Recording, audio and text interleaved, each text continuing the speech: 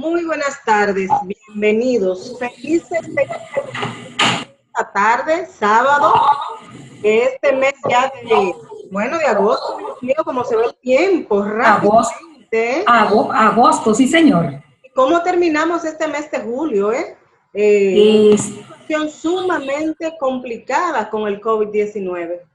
Así es, buenas tardes hermana, ¿cómo estás? Buenas tardes, Tati. Uno entra con tanta situación de esta pandemia, de esta epidemia en nuestro país que se me olvidó saludarte. ¿Cómo estás tú? Bien, y tú, pero como tú dices, entraste con ese ímpetu porque estamos así realmente. Sí, sí. La verdad que uno siente, nosotros estamos acostumbradas como periodistas ya veteranas a trabajar muchas situaciones, pero la verdad que uno siente cierta angustia porque son muchos los muertos, más de 1,100 y pico de muertos en la República Dominicana, y eso, cuando hablan de muerte, estamos hablando de vidas humanas que se han perdido por esta pandemia.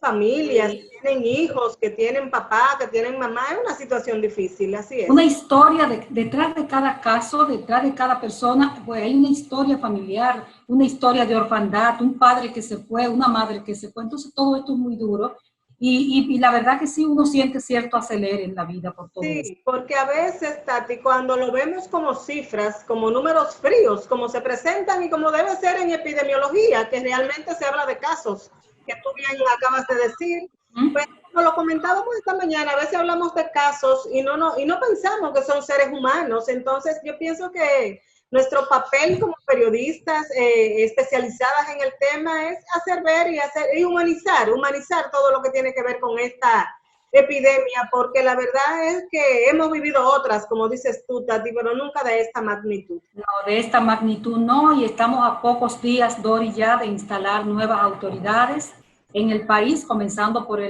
la Casa de Gobierno, el presidente de la República, que en Así este es. caso es Luis Abinader Corona. Ya hay asignadas autoridades, está el doctor Plutarco Arias en el Ministerio de Salud y el doctor Mario Lama en el Ministerio de Salud.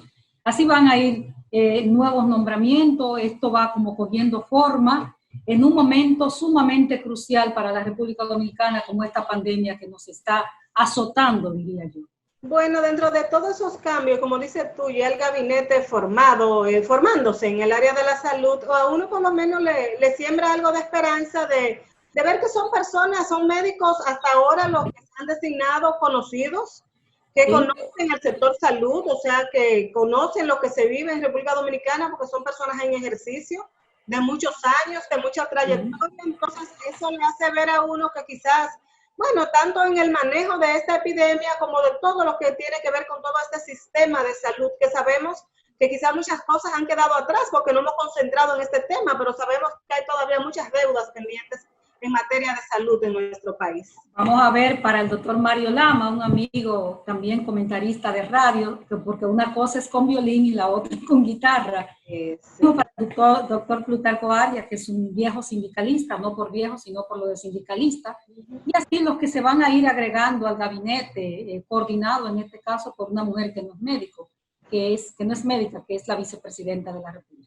Exacto, pero mientras se llegue el momento, porque todavía faltan días, ¿verdad? Varios días para el cambio de mando, pues tenemos que entender toda la población que las autoridades actuales son las que están trazando las líneas y que el ministro de Salud Pública, el doctor Rafael Sánchez Cárdenas, tenemos que reconocer que sea, como se dice en buen dominicano, de gañotado, creo que se dice, creo que la De palabra. gañatado, sí, sí, sí. Sí, repitiendo las mismas recomendaciones días tras días, días tras días, y lamentablemente, Tati, vemos que las personas no quieren entender.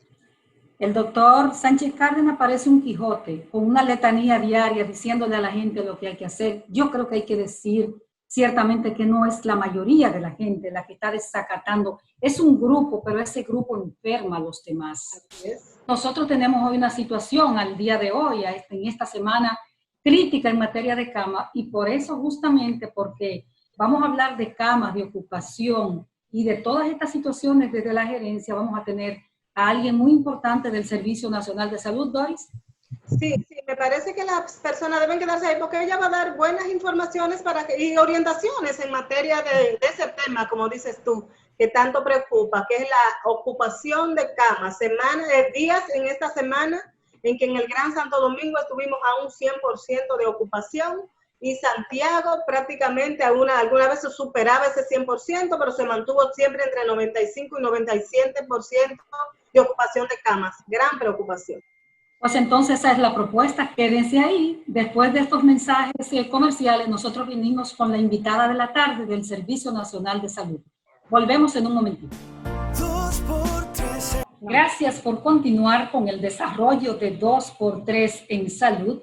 Y tal como les habíamos anunciado, esta tarde tenemos con nosotros a una invitada, como nuestros invitados siempre especial de lujo, que ha estado con nosotros en otros roles.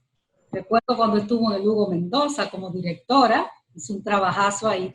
Esta vez está como subdirectora del Servicio Nacional de Salud. El compañero jefe de la doctora Nau, Noldi Nau Suberví, es casi socio de este programa porque siempre viene. Buenas tardes, doctora. Buenas tardes, Doris, Altagracia. Gracias por brindarme la oportunidad de estar en contacto con toda la ciudadanía, ¿verdad? Que yo sé que cada sábado pues sigue este interesante programa por las informaciones que brinda de sumo interés, sobre todo con temas de salud. Así es, ¿no? Nosotras contentas de tenerte siempre. Como dice Tati, ya tú casi eres socia de nosotros, porque siempre que te necesitamos tú, siempre responde y está. ¿No? Y en este momento, una de las situaciones más angustiantes que tiene la población dominicana es con relación a las camas, que sabemos que hay alta ocupación, sobre todo en las provincias donde hay mayor incidencia del virus, del coronavirus COVID-19. Y queremos saber, Noldi, una panorámica desde el punto de vista del Servicio Nacional de Salud. ¿Cuál es nuestra realidad de camas para este tipo de paciente y los aspectos que ustedes están abordando rápidamente para dar respuesta? Efectivamente, el tema de las camas es pues de gran preocupación para toda la ciudadanía, sobre todo nosotros que somos los responsables en este caso, de brindar las respuestas a los usuarios, a los pacientes.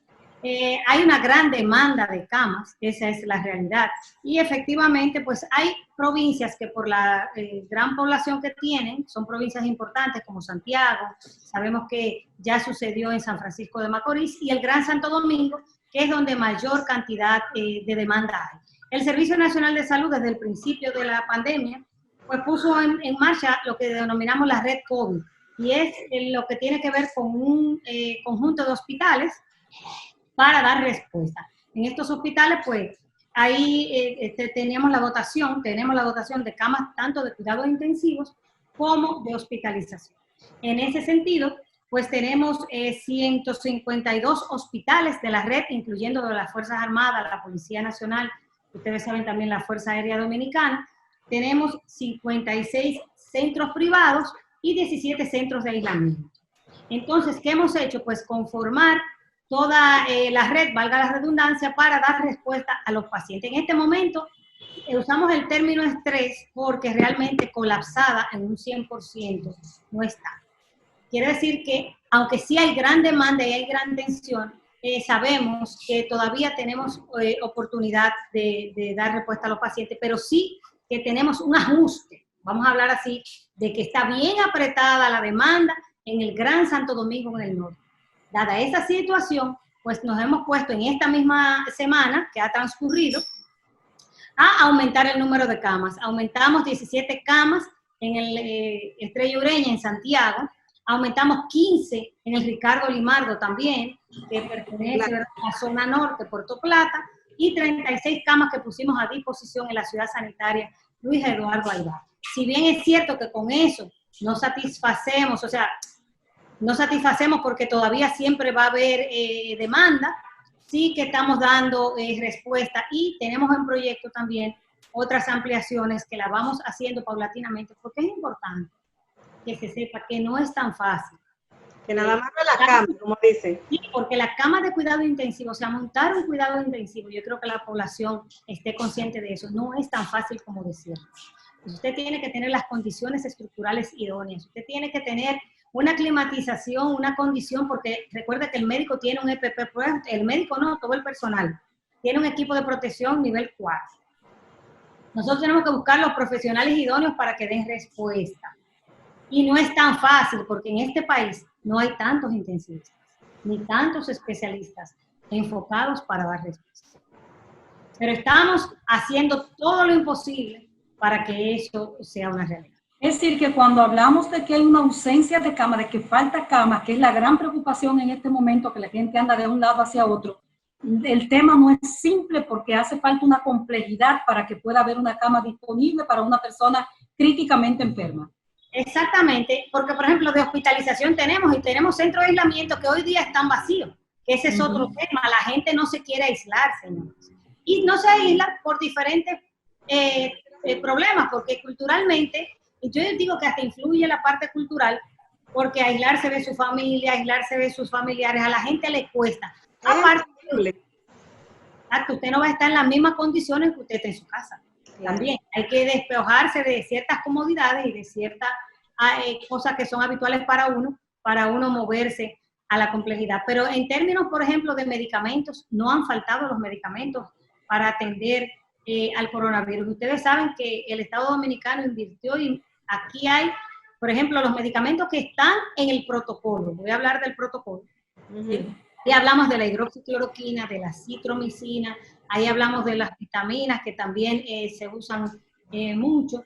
Eso está a disposición de toda la población dominicana. Otros medicamentos que son de alto costo, como el tocilizumab, algunos antirretrovirales como el Remdesivir, que sabemos que no existe en el país, eso sí, y el tocilizumab, porque hay que recordar que es un medicamento de alto costo que se usa para otras patologías y se hizo una planificación para esos pacientes, pero sí que a veces, por la gran demanda que ha tenido con pacientes altamente complejos, a veces hemos tenido por algunos días de desabastecimiento, y yo digo desabastecimiento y hago así entre comillas, porque algunos centros lo tienen, que tienen stock y lo han podido mover, aunque a veces se ha hecho, porque yo tengo que ser sincera y es la verdad, se ha hecho difícil para algunos pacientes conseguirla, porque en lo que el paciente se viene a enterar o el médico que está tratando, que lo puede conseguir en otro lugar, se pasan momentos de angustia.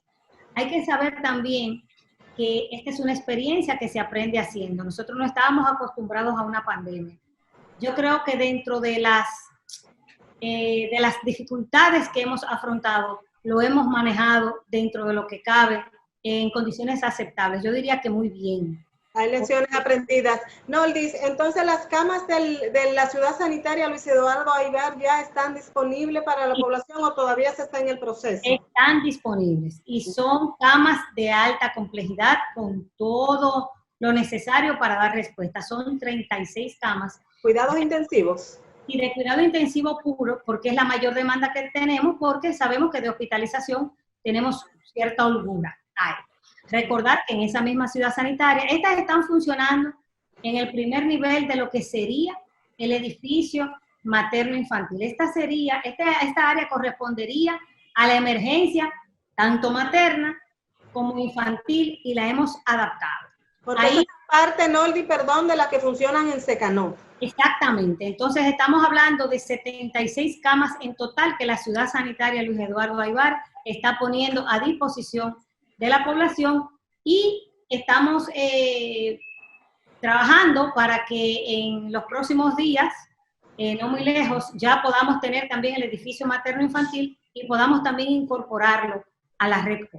Doctora, ¿cómo hacer, doctora Nau, para para tener personal, un personal que está cansado, es lo que es el grito que se escucha, que el personal de salud está cansado porque el servicio también es responsable del personal de salud? ¿Cómo están haciendo ustedes para lograr que tal vez desde el sector privado, lograr, una tanda, lograr reubicar personal? Una parte importante del personal de salud sabemos que se ha ido a su casa porque sobrepasan los 60 años. ¿Cuál es la realidad del personal de salud en este momento? Bueno, siempre decimos que las grandes crisis generan grandes ideas y grandes soluciones, entonces tenemos que reinventarnos, y a través de las lecciones aprendidas, pues innovar. En ese sentido estamos incorporando, ya está en funcionamiento la telemedicina, donde realmente no el intensivista, como no se puede multiplicar por 10 ni por 20, pues entonces puede interactuar con médicos, que tenemos muchos médicos emergenciólogos con grandes capacidades y médicos que quizás inclusive, voy a decir algo, no son especialistas, son médicos generales, pero tienen experiencia en cuidado intensivo y tienen una gran destreza, y esos médicos también los estamos utilizando los internistas también, y estos médicos pues pueden interactuar con el personal de mayor jerarquía y que tiene ya el entrenamiento, y entonces puedes recibir en tiempo real la orientación que necesita. Entonces eso es lo que estamos también innovando en el Servicio Nacional de Salud. Y eso nos ha permitido también pues darle un mayor nivel de holgura a los médicos. Porque ¿Y dónde Noldi está funcionando esa red ya de telemedicina por apartado, por ejemplo? No aquí en Santo Domingo, que sabemos que es mucho más fácil, pero en lugares más apartados. Por ejemplo, en San Cristóbal lo estamos haciendo funcionar, estamos funcionando en Asua también, porque usted no tiene que tener una gran complejidad. Usted con un teléfono móvil, todo el mundo tiene una cámara, usted llama al médico y lo puede hacer. Entonces, eso también ayuda mucho. Y eso yo creo que ha permitido, en la misma ciudad sanitaria también tenemos unas tablets también, donde los médicos también pueden interactuar, e incluso con el familiar. Exacto. A través de videollamada, porque baja mucho el estrés y la gente se siente más confiada de poder ver a su familiar que está en franca recuperación o en la condición que se encuentra. Así es. Noldi, el interior del país, que tanto se ha hablado de la importancia de fortalecer las redes de servicios en el interior del país, en este momento, ¿qué lecciones aprendidas tienen ustedes y cuáles son los pasos? Bueno, ya estas autoridades terminan el 16 de agosto, pero el sistema sigue. O sea, ¿cuáles son los pasos? La autoridad de donde estoy yo. ¿Perdón? Donde estoy yo. Autoridades incluso. Sí, claro, pero lo que quiero decir es que pasan autoridades, pero el sistema sigue y siguen las necesidades de seguir fortaleciendo, y ustedes tienen tiempo de aprendizaje, ¿verdad? Los aspectos fundamentales para fortalecer ese interior, esa red interior, para que la gente no tenga que trasladarse aquí a la capital o a Santiago a buscar servicios. Mira, las lecciones aprendidas no solamente son con el COVID. Si yo me pongo a hacer un recuento, yo creo que tenemos lecciones aprendidas también, pero en este momento eso es lo que nos influye. Pero a nivel general, por ejemplo, cuando teníamos el problema de la mortalidad materno-infantil, que tuvimos una gran crisis, ¿recuerdan en Barahona? Sí, claro. Un número lamentablemente grande de mortalidad. Y nosotros aprendimos la lección de que también al médico hay que darle cierta flexibilidad con el horario. Y permitirle, si queremos que el médico capacitado se desplace al interior donde no vive, también, y el SNS eso lo ha implementado, el tema de también pagarle adecuadamente al médico de acuerdo a la preparación que tenga y la flexibilidad para que se desplace en el horario de trabajo. Y me refiero a lo siguiente: si usted es intensivista y yo quiero que usted se vaya a Mau Valverde porque no tengo, yo tengo que permitirme yo como gerente ser creativo y decir, si quiero 5, tengo que poner lo que venga uno por semana, por ejemplo, o que venga uno cada día, así se rotan y ven, porque van a ir con gusto, y pagarle su incentivo por desplazamiento también y por lejanía, que eso es sumamente importante porque te permite tener un personal comprometido y a gusto. Esas son lecciones aprendidas, y también el hecho de que necesitamos fortalecer también lo que es la formación del médico, dependiendo de lo que nosotros necesitamos y del perfil epidemiológico y de la realidad. Porque vemos que tenemos pocos intensivistas, de que tenemos pocas enfermeras también, porque hablamos del médico, pero también tenemos pocas enfermeras orientadas hacia el cuidado intensivo, y eso lo aprendimos con también la mortalidad materno-infantil, porque capacitamos enfermeras obstétricas, mandamos a Argentina, Chile, vinieron y nos capacitaron, y esas son también cosas que debemos aprender. Definitivamente ni nosotros como República Dominicana ni el resto del mundo estaba preparado para esta pandemia. Pero yo creo que nos ha fortalecido y nos ha enseñado y nos ha demostrado algo, y yo tengo que ser aquí, voy a aprovechar este espacio que yo sé que es muy seguido también por el personal de salud, para agradecer realmente al personal de salud, a los médicos, las enfermeras, personal de farmacia, los avanzadas, la gente. El dominicano realmente en momentos de crisis se crece. Yo creo que en este momento lo hemos visto crecido con el sector salud y de verdad que me quito el sombrero y no tengo más que palabras de agradecimiento, porque ahora mismo, en esta semana que acaba de pasar poniendo en marcha la ciudad sanitaria, decirle a una gente, usted se quede esta noche porque ya vamos a arrancar porque lo necesitamos y estar dispuesto a quedarse, a decirme, deme una hora para ir a buscar mi ropa y venir, porque poner el hombro, eso se llama poner el hombro, la solidaridad, y de verdad que... Realmente tenemos personal entregado en todas las profesiones, eso es verdad. Noldi, te vamos a pedir un permisito, nos vamos a una pausa y regresamos de inmediato contigo. Claro que sí. Seguimos ahora. Seguimos conversando con la doctora Noldi Naut Suberbitz, subdirectora del Servicio Nacional de Salud. Ya te va a poner como vicepresidenta de la República.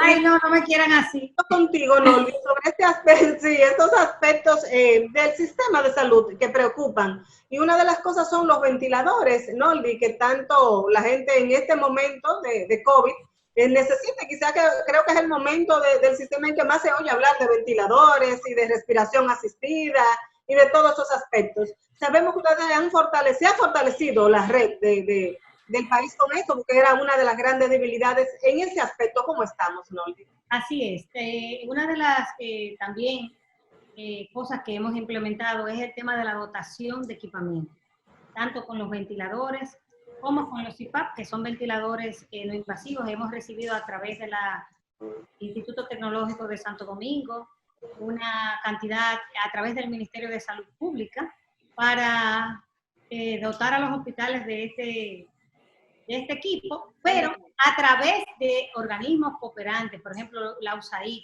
En esta misma semana acabamos de recibir 50 ventiladores que hemos distribuido en la red.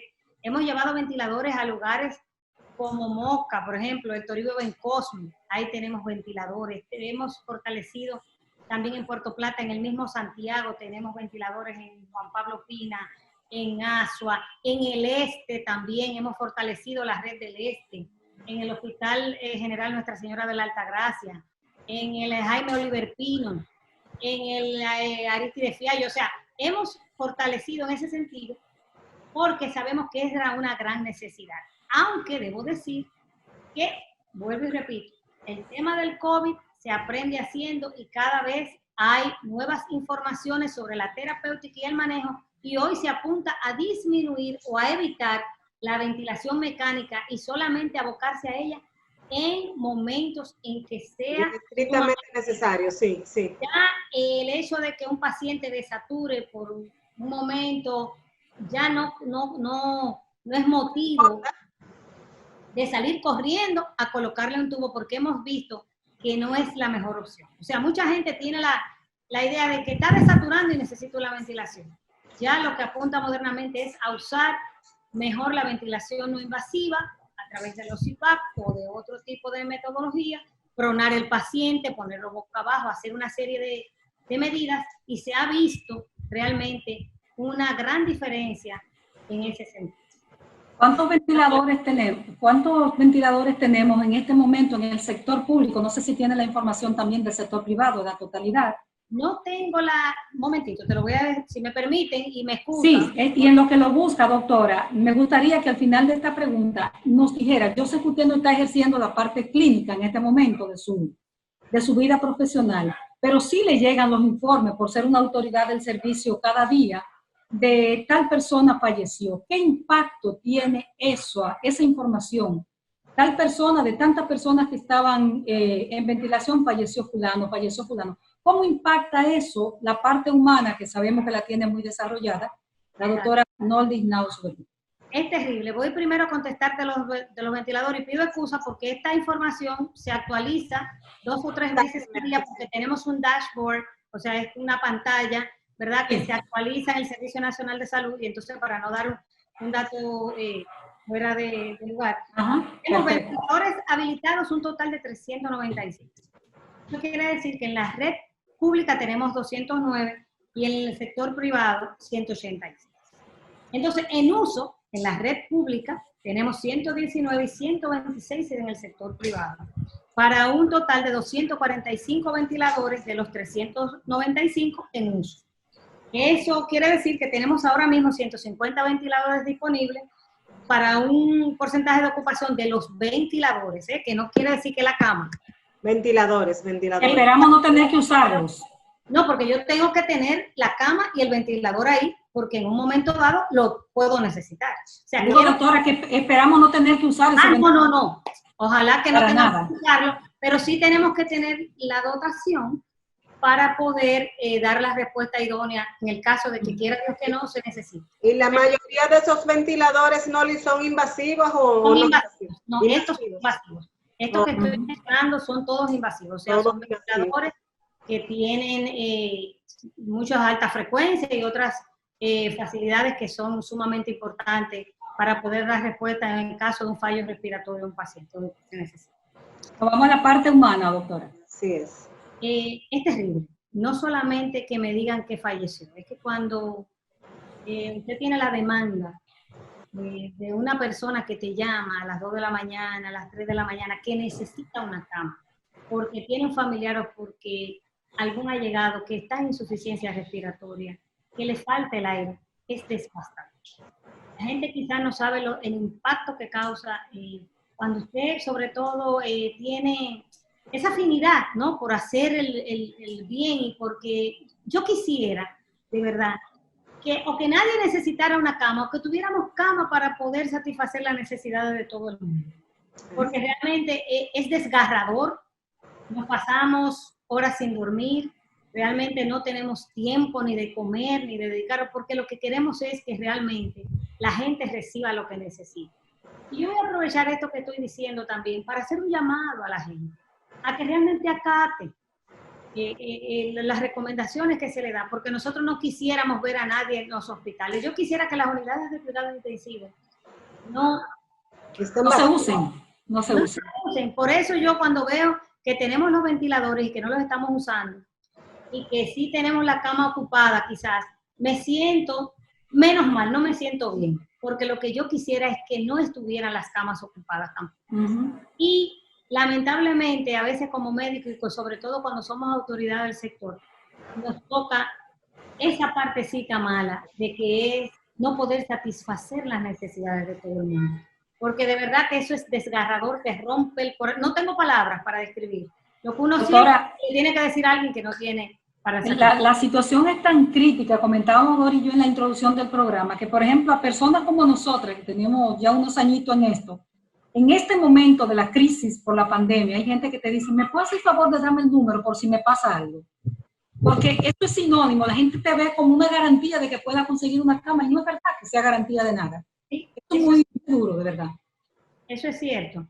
Pero realmente yo espero que si la ciudadanía acoge y acata lo que se le ha instruido, podamos bajar un poco realmente esta demanda y este alto número de contagios, porque es que una persona es capaz de contagiar a 2.5, yo siempre digo a 3 más. A 3, pues sí, así es.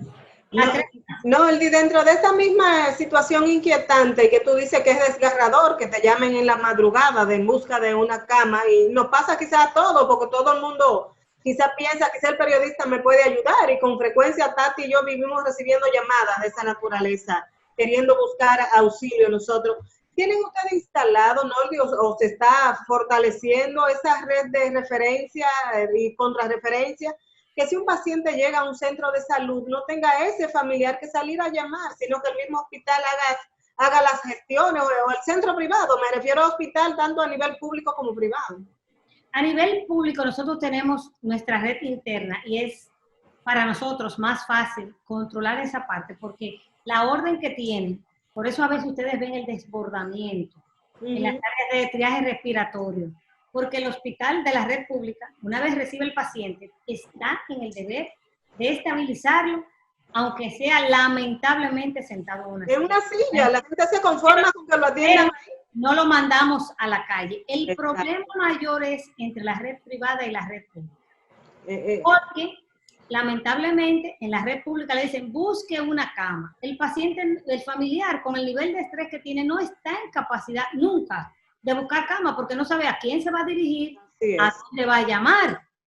Ese es el mayor problema que hemos tenido y lo hemos subsanado mucho porque como tenemos el asterisco 462, que aunque a veces es muy difícil localizarse, sí que por ahí pueden articular el traslado a través del CRUEN. Aunque el CRUEN no lo puede hacer porque ustedes saben que las ambulancias del área de emergencia para traslado de COVID son especializadas con un personal especializado. Así es. Con un manejo y un circuito diferente al traslado de pacientes habituales. Entonces, en ese sentido, estamos trabajando arduamente para poder fortalecer esa falencia, o sea, subsanar esa falencia y fortalecer esa parte, para que la gente no se vea en esa necesidad. Muchas veces esos casos, Dori y Altagracia, me llegan a mí, Sí. porque el paciente termina llamándonos a nosotros, llamando a las autoridades o escribiéndolo en las redes o interactuando de la manera que puede, porque no podemos culpar a la gente, porque la gente está desesperada. y Claro. yo haría lo mismo quizás humanamente, o sea, me pongo en su lugar, porque me gusta mucho ponerme en el lugar del otro, y lo entiendo perfectamente. Entonces, estamos trabajando para subsanar esto, porque esto causa mucha desesperación. Muchas veces la gente con solamente recibir la prueba y decir que está positiva, aunque no tenga síntomas, somatiza. Sí, sí, sí, así es. Empieza a toser, se siente, y es sencillamente una crisis de ansiedad que le da, pero necesita orientación. Y ahí voy a decir algo más también que estamos haciendo a través del Servicio Nacional de Salud, y es la red de apoyo telefónico a pacientes. Ok, cuéntanos. También tenemos una red que tenemos los médicos. Mire, ustedes saben que hay muchos médicos, y eso se hace por regional, que están fuera porque son mayores o porque tienen comorbilidades o que están enfermos, y también un personal, y tenemos un personal del Servicio Nacional de Salud que lidera eso, sobre todo a través de la Dirección de Primer Nivel de Atención y de la Dirección de Emergencias, que lidera ese proceso para que ya las personas puedan ser contactadas. O sea, una vez que sabemos y que tenemos este dato de las personas que están positivas o que están en fase de recuperación, se llaman y se le da apoyo. También ese número existe y la persona llama y también se refiere a través del número de emergencia también para que reciban el apoyo y estén más tranquilos. Hay un departamento también completo de psicólogos y de un personal de salud mental, porque recordar que esto genera un estrés impresionante. Muy grande, sí. Acompañar a la población. Que no abarcamos a todo el mundo, es verdad, pero estamos con un gran porcentaje, porque no quiero venir aquí tampoco a pintarlo todo muy bonito. Es cierto que hay gente que ni lo sabe, o que no se ha podido contactar, o que por la gran demanda que tenemos no ha podido. Pero sí que estamos también trabajando para fortalecer eso, y lo que hemos hecho es que esos médicos que están fuera los estamos incorporando para las telellamadas. No conocer, no saber, no querer admitir que la sociedad, todas las sociedades están divididas en clases sociales, pues es ingenuidad. En el caso de la República Dominicana, doctor, en su experiencia personal, ¿cómo ha visto que ha impactado, por ejemplo, al Servicio Nacional de Salud? Se supone, y también lo pongo entre comillas, que van los más pobres a la red del servicio. ¿Cómo ha visto que ha impactado la pandemia a esas clases sociales distintas en la República Dominicana? Bueno, eso siempre ha sido, culturalmente es lo que, ¿verdad? Y socialmente en nuestro país, que los hospitales públicos son para las personas que, de escasos recursos, los que no tienen opción, como yo los llamo. Pobres, sí. Que por eso siempre digo que a eso es que tenemos que brindar el mejor servicio, porque no tienen opción. Entonces son los que deben recibir mejor trato y mejor servicio. Pero esta pandemia ha puesto a todo el mundo al mismo nivel. O sea, de rodillas. Al mundo. Hemos visto todas las clases sociales, todas las nacionalidades también, que han demandado el servicio y no han puesto objeción para que sea en un hospital público. Aunque nosotros hemos estado haciendo los esfuerzos para que en ese hospital público esté todo lo que necesita el paciente. Y los casos graves, y que con final triste, muchas veces al principio de la pandemia, que no lo vamos a mencionar, sabemos que ha sido porque se han resistido a ir a hospitales públicos. Lamentablemente todavía a veces escuchamos personas que dicen, no, yo para hospital público no quiero ir. Pero sí. Que está saturando tanto, que está en tal situación, sí, pero no voy. Y ya al final, lamentablemente, llegan tarde. Exactamente, cuando ya no llega opción, ya no tienen opción, entonces toman la decisión en el momento menos indicado. No, tú que tienes tantos años, bueno, tú eres joven, pero tienes muchos años conociendo el sistema de salud nuestro. Y lo ha conocido fuera también, porque se ejerció en España un buen tiempo. Sabemos que ejerciste en España por un buen tiempo. ¿Qué tú fortalezas tiene el sistema de salud dominicano en esa red pública que ustedes dirigen? Que antes, quizá años atrás, no la teníamos, pero que en este momento sí están y que hay que reconocerlas. Pero yo quiero que tú nos hables de eso después de la pausa que vamos a hacer ahora, para que entonces enfoquemos todos esos aspectos, esas fortalezas que se quedan en el sistema de salud. Regresamos en un momento. Continuamos con la doctora Noldy Nau, su directora del Servicio Nacional de Salud, con quien hemos tenido esta entrevista de lujo para darnos orientaciones sobre este gran tema de las camas. ¿Cuáles son, doctora, las grandes fortalezas que ha visto y también las debilidades? Las debilidades ella ya ha citado bastante, las fortalezas en este proceso, doctora. De ese sistema de salud que hablábamos, usted tiene la experiencia de conocer, por ejemplo, España. Sí. Y sabemos que aquí hay mucha falencia, pero ¿qué ha visto de fortalezas? Bueno, sobre todo, como estamos hablando de COVID, estamos en pandemia, y esto, como digo, es una gran crisis que nos ha obligado pues a tomar medidas de manera rápida. Yo creo que una de las fortalezas, sobre todo para afrontar el tema del COVID, ha sido la respuesta que en términos de farmacológicos dio el Estado. O sea, los medicamentos se pusieron a disposición y también la rapidez con el que el Servicio Nacional de Salud articuló la red COVID a nivel nacional. Eso hizo posible también que se reorganizaran los servicios. Yo creo que la rapidez también con que el personal médico, eso es una fortaleza, se pudo poner de acuerdo con el Servicio Nacional de Salud, porque siempre ha habido fricciones entre el Estado y la clase médica, ¿verdad? O la clase del sector salud. Y yo creo que esto nos unió a todos. Y si bien es cierto que también hablé al principio o antes cuando hablamos sobre la referencia y la contrarreferencia, del sector privado, también otra fortaleza es que esta pandemia nos ha unido.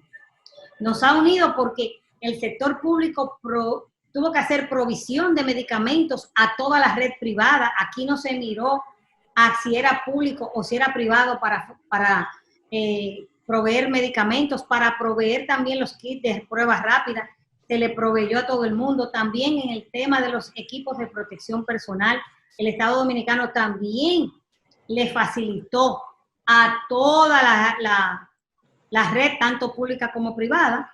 Y también algo que no hemos dicho son las alianzas público-privadas. En el tema también de, por ejemplo, estamos ahora mismo, en esta semana que acaba de transcurrir, de poner en marcha un plan para toma de muestras a nivel nacional en toda la red de la República Dominicana. Lo que anunció el ministro Montalvo esta semana que termina. Exactamente, donde estamos haciendo pruebas rápidas y PCR a través del laboratorio de UNIBE.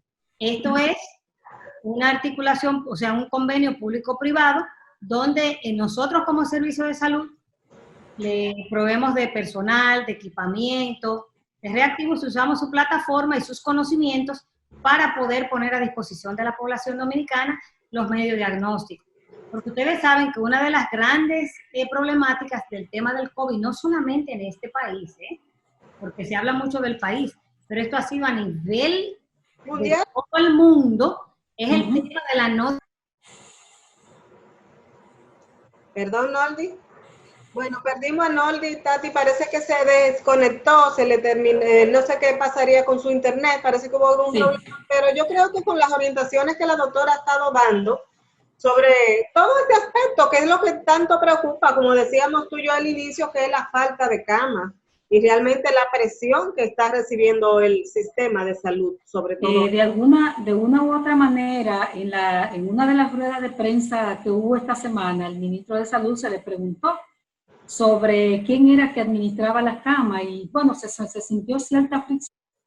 Bueno, es una responsabilidad del servicio.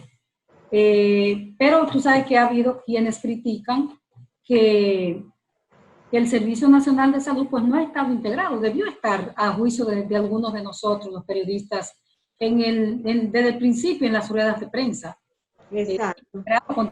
Pregunta, por ejemplo, el doctor Chanel, parece que no vamos a tener a la doctora Nau, pero estábamos prácticamente en la final del programa, Doris. Ella nos ofreció realmente esa panorámica que era lo que nosotros como queríamos llevarle a la población para que se sepa que realmente se está trabajando en ampliar camas, que hay posibilidades de ampliación, Tati, porque hablamos de la red pública, pero sabemos que aquí hay muchas clínicas privadas que todavía no tienen camas, ¿verdad? Disponibles o que no han abierto espacios para pacientes con COVID, y aunque la mayoría sí se ha integrado y tienen dispuesto quizá la mayor cantidad de camas, pero también sabemos que todavía hay posibilidades que se amplíe la red en caso de necesitarse.